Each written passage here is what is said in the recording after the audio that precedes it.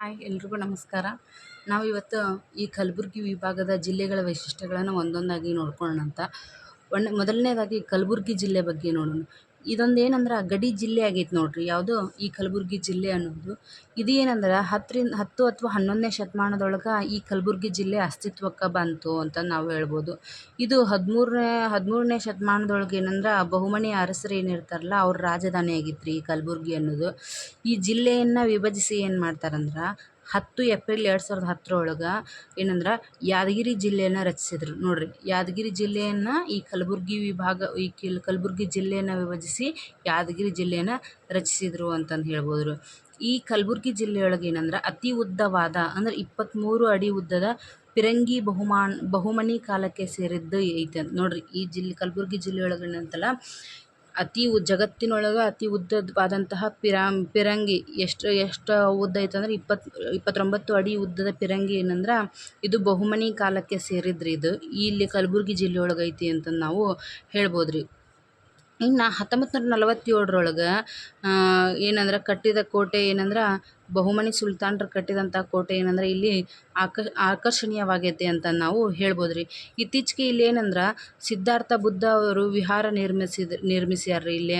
ಮತ್ತು ಇದನ್ನೇನಂದ್ರೆ ಟಿಬೇಟಿಯನ್ ಗುರು ದುಲೈಲಾಮ್ ಉದ್ಘಾಟಿಸಿದ್ರು ನೋಡ್ರಿ. ಏನಂದ್ರೆ ಈ ಕಲಬುರಗಿ ಜಿಲ್ಲೆಯೊಳಗೆ ಏನಂದ್ರೆ ಸಿದ್ಧಾರ್ಥ ಬುದ್ಧ ವಿಹಾರ ಅಂತಂದು ಹೇಳಿ ಇಲ್ಲಿ ನಿರ್ಮಿಸಿ ಇದನ್ನು ಯಾರು ಉದ್ಘಾಟನೆ ಮಾಡ್ತಾರಪ್ಪ ಅಂದ್ರೆ ಟಿಬೇಟಿಯನ್ ಗುರು ದುಲೈಲಾಮ್ ಅವರು ಉದ್ಘಾಟನೆ ಮಾಡ್ತಾರೆ. ಇನ್ನು ಭೀಮಾ ನದಿ ತೀರದೊಳಗೆ ಏನಂದ್ರೆ ದತ್ತಾತ್ರೇಯ ಕ್ಷೇತ್ರ ಏನಂದ್ರೆ ಗಾಪುರವಿದೆ ಅಂತ ನಾವು ಹೇಳ್ಬೋದು. ಇಲ್ಲಿಯ ಸೇಡಂ ತಾಲೂಕಿನಲ್ಲಿ ಬಾಣಂತಿ ಕಂಬ 52 ಅಡಿ ಉದ್ದ ಇದ್ದು ಇದು ನೆಲದ ಮೇಲೆ ನಿಂತಿಲ್ಲ.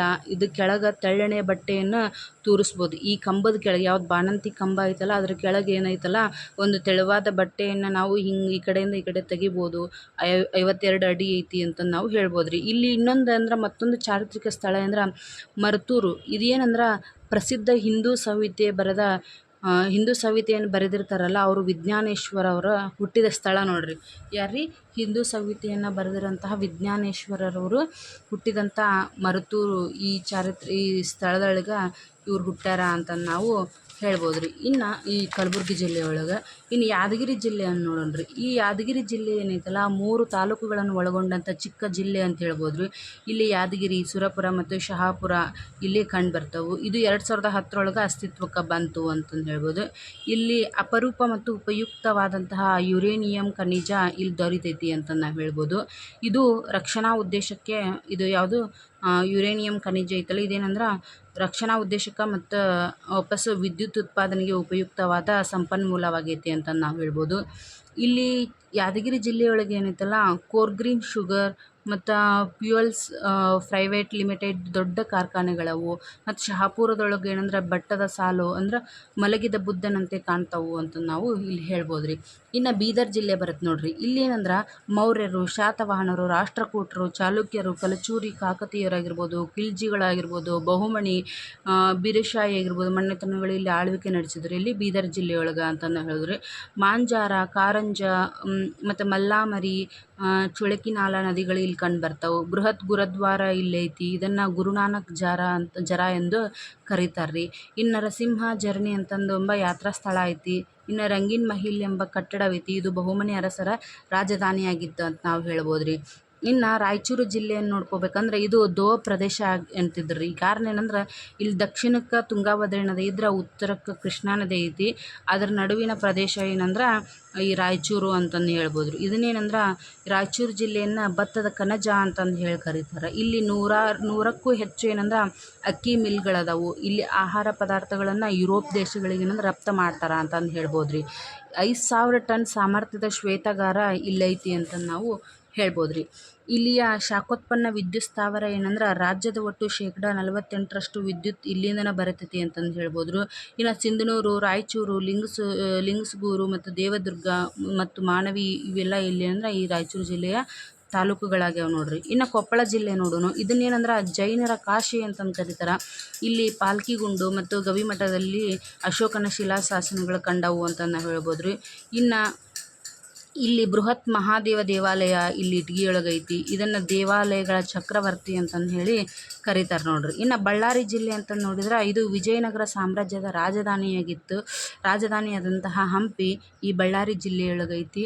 ಇಲ್ಲಿ ಏನಂದ್ರೆ ಕಣಕಾಚಲ ದೇವಾಲಯ ಪ್ರಸಿದ್ಧವಾಗೈತಿ ಮತ್ತು ದುರ್ಗಮ್ಮ ದೇವಾಲಯ ಪ್ರಸಿದ್ಧವಾಗೈತಿ. ಮತ್ತು ದುರ್ಗಮ್ಮ ದೇವತೆಗಳನ್ನು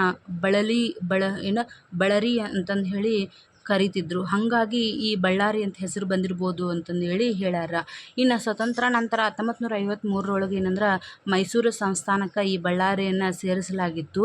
ಆದ್ರೆ 1956 ಏನು ಗಣರಾಜ್ಯ ಇದು ಮಾಡಿದ್ರಲ್ಲ ಆ ಟೈಮ್ ಒಳಗೆ ಇದು ಕಲಬುರಗಿ ವಿಭಾಗಕ್ಕೆ ವಾಪಸ್ ಸೇರಿಸಲಾಯಿತು ಅಂತಂದು ಹೇಳ್ಬೋದು. ಇನ್ನು ಹಂಪಿಯ ಉಗ್ರ ನರಸಿಂಹವಾಗಿರ್ಬೋದು, ಹಜಾರರಾಮ ದೇವಾಲಯ ಆಗಿರ್ಬೋದು, ಕಮಲ್ ಮಹಲ್ ಆಗಿರ್ಬೋದು, ವಿರೂಪಾಕ್ಷ ದೇವಾಲಯ ಆಗಿರ್ಬೋದು, ಇವೆಲ್ಲ ಏನಂದ್ರೆ ಇಲ್ಲಿ ಪ್ರಸಿದ್ಧವಾಗ್ಯಾವ್ರಿ ಬಳ್ಳಾರಿ ಜಿಲ್ಲೆಯೊಳಗೆ. ಇನ್ನು ಸಂಡೂರಿನ ಕುಮಾರಸ್ವಾಮಿ ದೇವಾಲಯ ಇಲ್ಲಿ ಪ್ರಸಿದ್ಧವಾಗೈತಿ. ಇನ್ನು ಕುರುವತ್ತಿಯ ಮಲ್ಲಿಕಾರ್ಜುನ ದೇವಾಲಯ ಮತ್ತೊಳ್ಳೆ ಬಾಗಳಿಯ ಕಲ್ಲೇಶ್ವರ ದೇವಾಲಯ ಇಲ್ಲಿ ಅಂದ್ರೆ ಪ್ರಸಿದ್ಧವಾಗ್ಯಾವು ಅಂತ ನಾವು ಹೇಳ್ಬೋದು ರೀ. ನೋಡಿರಿ, ಇದು ಕಲಬುರ್ಗಿ ವಿಭಾಗದ ಮಾಹಿತಿ ಅಂತ ನಾವು ಹೇಳ್ಬೋದು ರೀ. Okay, thank you friends. ಇದನ್ನೆಲ್ಲ ಸರಿಯಾಗಿ ಇದನ್ನು ನೋಡ್ಕೊರಿ, ನೋಟ್ಸ್ ಮಾಡ್ಕೊರಿ ಎಲ್ಲ ಸರಿಯಾಗಿ. ಇದು ಎಲ್ಲ ಯಾವುದಂದ್ರೆ ನಾವು 6th ಹಿಡಿದು PU ಮಟ್ಟನೂ ಎಲ್ಲ ನೋಡಿಕೊಂಡು ಅಪ್ ಟು ಡಿಗ್ರಿ ಮಟ್ಟನೂ ಅನ್ಕೋರಿ. ಅಲ್ಲೆಲ್ಲ ಇದನ್ನು ಮಾಡಿಕೊಂಡು ನಾ ಅಭ್ಯಾಸ ಮಾಡಿ ಇದನ್ನು ನೋಟ್ಸ್ ಮಾಡೀನಿ ರೀ. ಹಾಗಾಗಿ ಅದನ್ನು ನಿಮಗೆ ಪ್ರೊವೈಡ್ ಮಾಡೀನಿ. Okay, thank you friends.